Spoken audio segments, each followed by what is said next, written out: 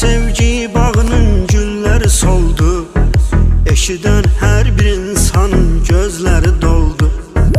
Biz de bilmedik bu ayrılık necir oldu. Ben senin uğrunda neler neler vermişim.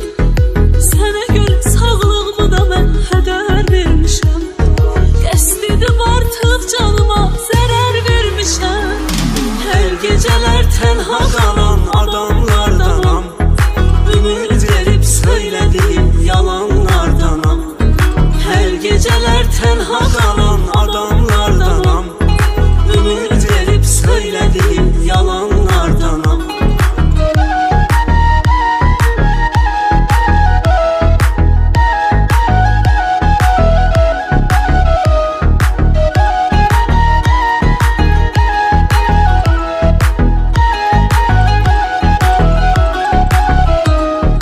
Görəsən Allahım səni məndən niyə aldı?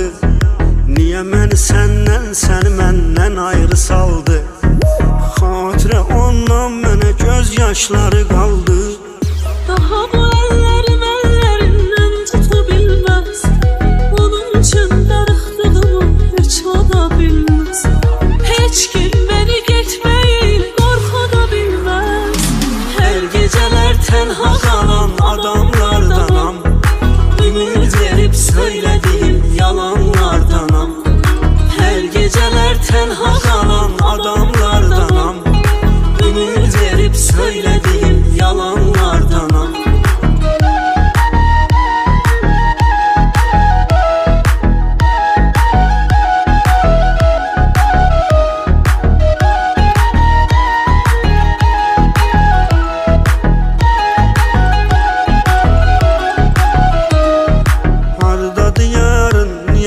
Sən soruşurlar, bugüne kadar bizim sevgiden danışırlar.